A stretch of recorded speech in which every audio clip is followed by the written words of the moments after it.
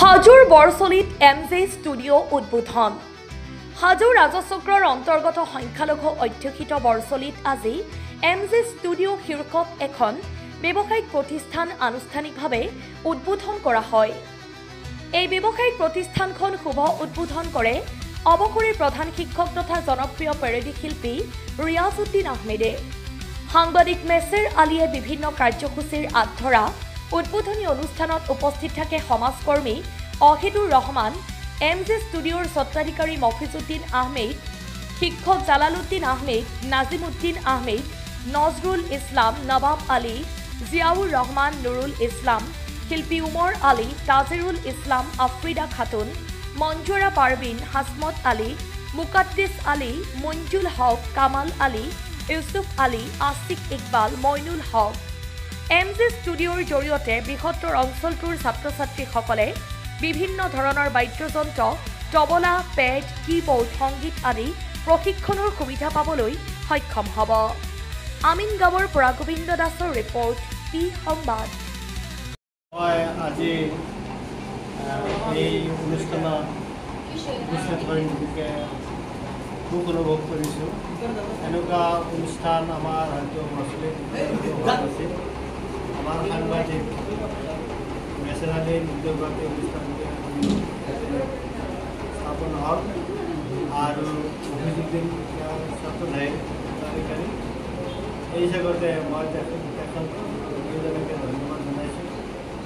আৰু এনেকুৱা ধৰণৰ অনুষ্ঠান থাকিলে আমাৰ ঠাইৰ যথেষ্ট হ'ব, কাৰণ শিক্ষা এটা অংগ হ'ল সংস্কৃতি নহ'লে কোনো জাতি কোনো আগবাঢ়িব নোৱাৰে, উন্নতি হ'ব নোৱাৰে।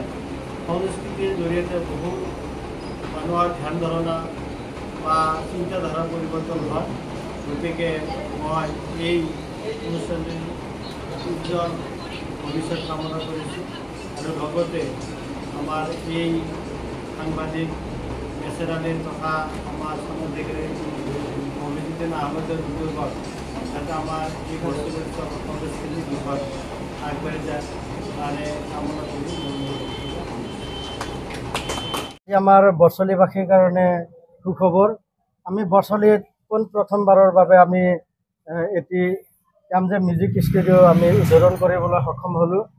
আমাৰ বৰচলিৰ MJ ষ্টুডিঅ' মফিজুদ্দিন আহমেদ আৰু জিয়াউৰ ৰহমান ষ্টুডিঅ' মিউজিক ষ্টুডিঅ'ৰ আজি আমাৰ স্বত্বাধিকাৰী মফিজুদ্দিন আহমেদ, তেওঁৰ নেতৃত্বত আমি এখন মিউজিক ষ্টুডিঅ' আমি আনুষ্ঠানিকভাৱে মুকলি কৰিলোঁ।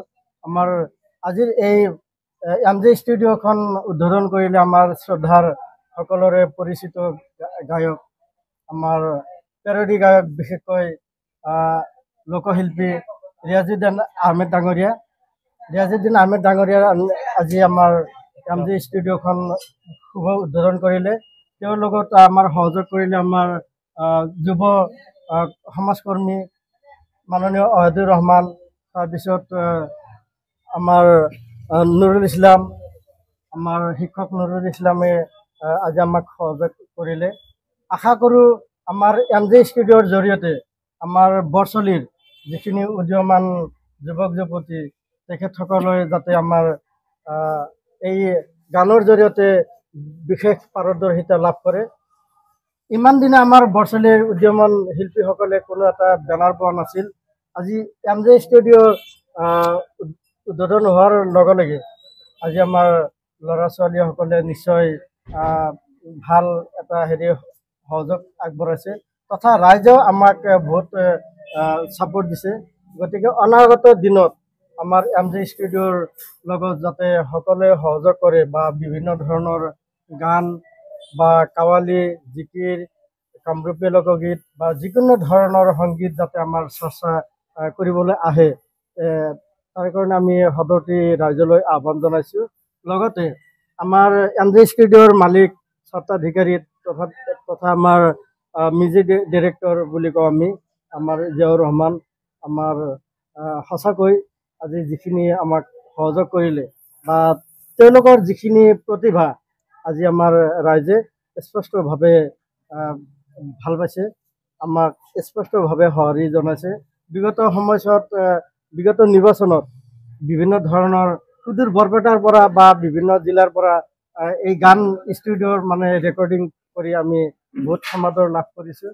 গতিকে আগন্তুক সময়ত যাতে আমাৰ ৰাইজে যাতে আমাৰ MJ ষ্টুডিঅ'ক আঁকোৱালি লয় তাৰ কাৰণে আমি ৰাইজক আহ্বান জনাইছোঁ। ধন্যবাদ।